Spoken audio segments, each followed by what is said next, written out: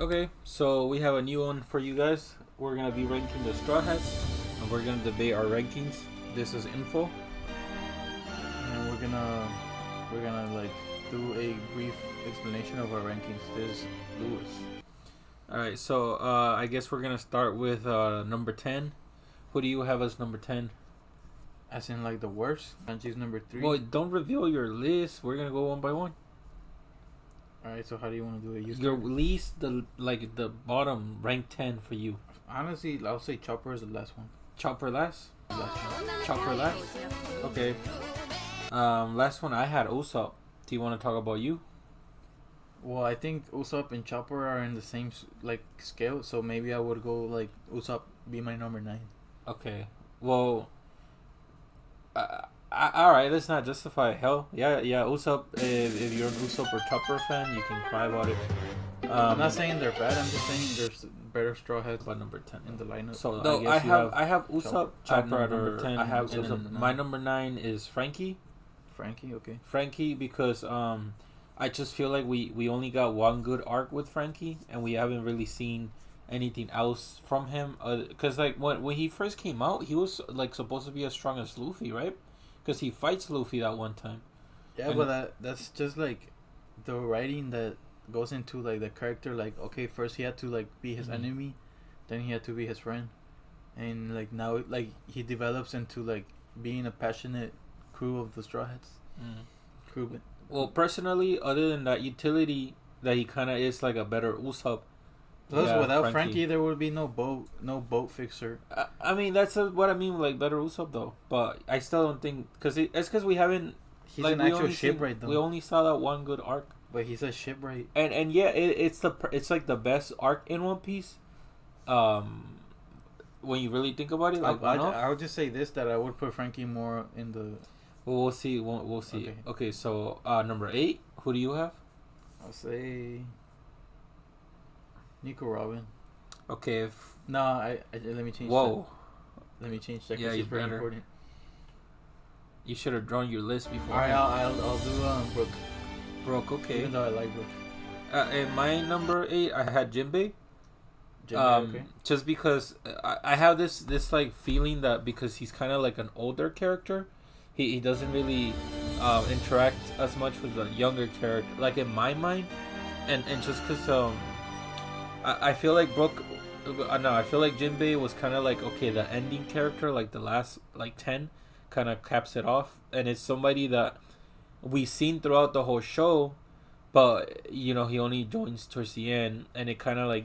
I think it's bittersweet the fact he joins like in the end because, like, yes, we've been knowing about him, but like he's still strong as hell. But have you ever considered like, one think about it, like he's the last guy that they get, and it's like, oh, the last guy, it's like he's a warlord and stuff. They got like a really strong crew member just by getting Jinbei. But that was I really didn't think it was gonna happen, but the fact that it did. It makes it even better, like, honestly. But that's not to say it's that a cherry on. Dude, Jinbei is a cherry on top, so I'll put him in my number 7. Though again, for me, it's just that he up to that point he wasn't like a main character, so I still have like my main characters are more like. But Jinbei's still cool. Anyways. Yeah, Jinbei's in the vault for sure. So for me, that's number 8. For you, it was Jinbei's my number 7. All right, Brook number 8. So for me, my number 6, I have Brook. Okay. And I feel like Brook is he kind of like caps off that whole pirate crew aesthetic because he's like the pirate. He's like the skull guy. He's pretty OG too. Like he's older than Jinbei. He fits around that. After Water 7, how he's introduced.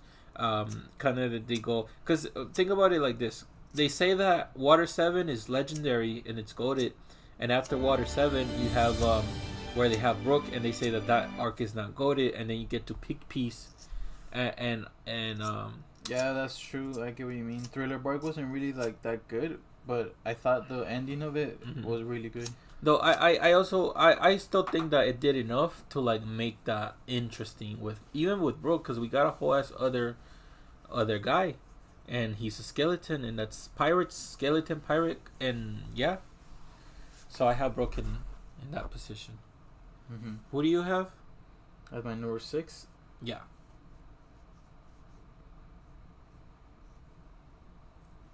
I'll say Nami. All right. I just don't think like she's really like that strong, but in terms of importance, she is. So that's why I'll give her like that middle spot. Mm-hmm. There. I think she's really important, but I think yeah, when you look at her power wise, well, I mean, recently she's been getting upgraded now with the big moms things and Yeah, all recently that. she has like if she's even going, she's like spoiler alert, but she's always like kind of going down against the elders right now, like the spider one. Mm-hmm. So that's pretty interesting. She is strong though. I say that right now she has like a big up on She has the big potential. mom powers that she kind of stole, but yeah, she is still like a glass cannon, very glass cannon. But yeah, that's now Nami is your number 6. Yeah. Okay, well, I guess my number 6 would be Chopper, after Brook. And I like Chopper. I think that the winter arc is really good for me. It has a lot of like sentimental values for me, and it's up to that point where you still have like I feel like that's still like classic One Piece, like that's very like the most classic One Piece you can get when they get Chopper and stuff, and he's like the doctor and he has a devil fruit, but he's also not that strong, you know. That arc is kind of overlooked by what it does accomplish in the story, which Mhm. is like it explores another like perspective you didn't even think like was possible to be explored, and that was just like the Chopper story and the fact how he came up as a reindeer, and then ate the fruit, like it Mhm. made him into like a human, Mhm. and then it allowed him to like see like an animal's perspective, like being a human, Yeah. and which is like it had to take a really special person for him to meet to like accept that, and like yeah, I think that's a beautiful story right there. I cried when the other dude blew himself up. That was some real man stuff. Like when he's like oh he's inspiring the other guy to like turn and he's like oh why are you crying, Dalton, and then Dalton's crying and then it's like wow, this dude was so real that he made this dude like see how his country was sick and stuff. But anyways, that's 6. Chopper number 6. So number 5, who do you Robin. have? Robin. Yeah. All right, Robin. I actually have 5 Nami. I just feel like she's like I feel like she's a utility character, you know, like she's there because of what she provides, which is a utility that she provides, but she's not. She's kind of like the best utility character, you know. Like okay, Nami's kind of like the main girl. Like you need like oh like in my team I need like one Nami and stuff. Out of the original crew, you had Luffy and Zoro, who can't do anything, and then you have Nami to like make it like at least be functional, you know. So yeah, Nami I have number 5, and she's kind of like the bank. Yeah, I mean, some things we can dive into about Robin is that she's the type of character that just has like Mm-hmm. a diverse range of powers, Mm-hmm. which is gives her like a lot of reach. Mm-hmm. You think they got like weakened when And she joined? no, definitely when Robin joined, I feel like those Straw Hats were able to get more creative the Mhm. way they fight, Oh. because they can even like Robin usually helps out when they are fighting, like using her hands and stuff, like. And there's been a lot of times where, like she's been coming in clutch, like that's a double entendre too, because like her move is called clutch, but she is just Oh, like damn. that clutch character that seems to have like kind of that grown perspective too, but she's also No, like yeah. living her in her childhood like again. You could kind of say that she's in that age that it's between like old, like mid 20s when everybody's like young 20s. It's like that link between being fully mature and not. Anyways, so I guess that's 5th. Then number 4. Who do you have on number 4? Then who do we have left? Well, I have Zoro, Sanji, Robin, and Luffy. I don't know what you have because you didn't write them down. Here, I'll say my number 4 is Zoro. I know he's like the icon, But for me, I just find the other three characters more interesting. Even though, like, to me, he's also like solid in that like character that's like that simple character where he's important, he's affecting the plot, but also like it's not to say that there's nothing in there. It's just to say that because Zoro is so like this quiet energy, he's always like in the back. So that to me, that's why he takes less attention for me. Even though I still recognize that he's kind of like the backbone, you know. So that's number 4 for me, Zoro. What do you have number 4? Number 4, I'll go with Sanji. Sanji, alright. Just because I think he's like pretty strong, and I think he's the one that like has emotional control over his own like actions. He is also the one that has the most like genetic potential out of all the Straw Hats, just because we're seeing even now that he has untapped power that he's tapping into now. And I believe like Oda will probably give him something else before the story ends, like that will signify another like power up or something. And I just was kind of like excited to see that. Okay, well, for I have at my number 3, I mean, I have Sanji, and I just like Sanji more. I feel like his stuff is more interesting. I feel like the character archetype he's going for, where he's like introduced as kind of like this spy. And in the time, remember they're doing the whole crocodile thing, and he's supposed to be like this James Bond villain, and the way that he's like framed against Sanji, Sanji being this unknown component to him, I felt like that was it was so Sanji, and it just speaks to the elegance to like navigate yourself through that, and yeah, his emotional maturity and the deepness of stories he tells with that, and he's kind of still like kind of a bitch, like a little simp, so he still like has that garbage, you know, but he's passion. It's passion. Anyways, that's my number 3, Sanji. My number 3 would be Frankie. It's just like that Coca-Cola guy that Frankie, just like that classic feel to him.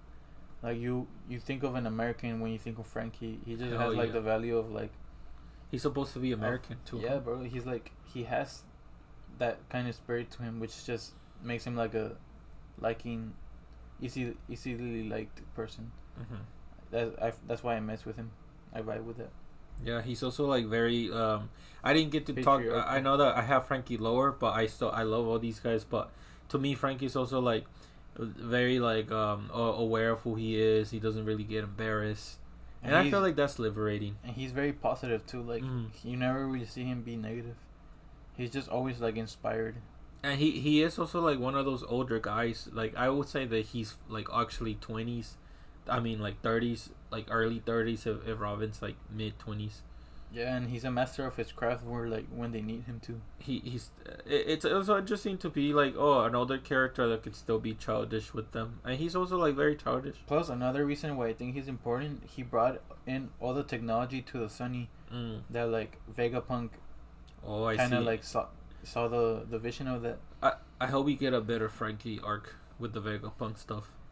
Definitely, dude. It's gonna be like interesting to see where they're at right now. But right now, like everything's already getting exposed. But yeah. But okay, I'll be in my number 2, which is Robin. To me, Robin is like if I could marry an anime girl, it would be Robin. And I also feel like her story is so sad, but she's like she joins the Straw Hats after Phoebe, and she kind of joins after kind of like how Nami did, but through her own way. And I like Robin. You know what? Robin's special. Robin, dude, kind of like, yes, Vivi was supposed to like join them and stuff. But I think because she didn't, like the Straw Hats still wanted someone, and then like Robin was just conveniently there to join them. But isn't it funny how in that whole story they had Phoebe, but realistically she had like a home to go back to, and at the end of it they end up with Robin, because Robin had nowhere else to go. Where like she didn't even have that, and it's like damn, she just asked Luffy, can I? And then in Skypiea, I feel like one of the things that makes Skypiea such a special arc is you have Robin, which we don't know, but she's never felt like that comfortability, and she feels that adventure into Skypiea arc, which is like the way that arc looks even too is great. and also she's cool, and she's an archaeologist, and she kind of fills that role, and I just feel like she represents like a good straw hat to Luffy. All right. Well, my number 2 would be Zoro. Zoro, all right. Just because he's always been the right wing of Luffy. He's always been like that loyal dog, like no matter what. Like you can say anything about him, like yeah, he's dumb. He doesn't know where like directions. Yeah. But he's like, if one thing, he's loyal. So that's why I appreciate about that character. This is another thing. I've always felt like Zoro is like that other piece to Luffy, because how like I know it's not really something we think about Zoro, but he's very dumb. Not that he's dumb, he just doesn't really think about those things, right? Kind of like how Luffy. He always follows Luffy's orders.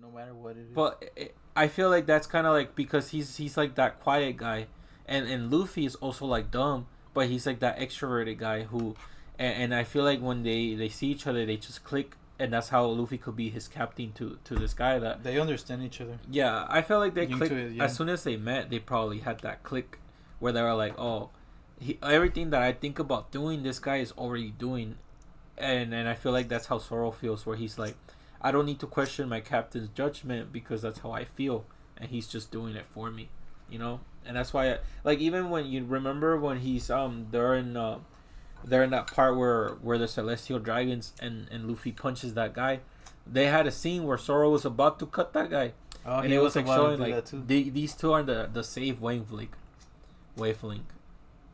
Well, that's good that you mentioned that, because Luffy actually had like. I mean, Zoro was gonna do it too, but got stopped by Bonnie. But like, and then you have the nothing happened moment. Anyways, well, do I even have to ask you for number 1? Well, it's gonna be none other than the man himself, Monkey D. Luffy. Yeah, that's yours too, right? Monkey D. Luffy. Yup. He represents what it means to be a straw hat, my bro. Luffy. He has so many good moments. When he's like, okay, let's change this up a bit. What's your favorite Luffy moment of all time? Favorite Luffy moment would be, I'm trying to think. I have to like, because he's also so inspirational. Favorite Luffy moment still is when he caught Nami stabbing herself in the shoulder, like where she had the Arlong mark, the tattoo. Legendary. And he just like. He sees like Nami literally in her lowest point. He sees her breakdown and stuff. Yeah. Which is like what Luffy needed to like see for him to actually like to be like, okay, now I understand. And it was just like such a good moment that, and then the follow up moment to that is also hard. Oh, the walk down or the walk down when it just first it starts out with Luffy like walking, and then they all join in. That was some Sigma stuff right there. Yeah, that was such a like pure One Piece moment. Well, that's the list. Thank you. Keep watching. Yo, later, man.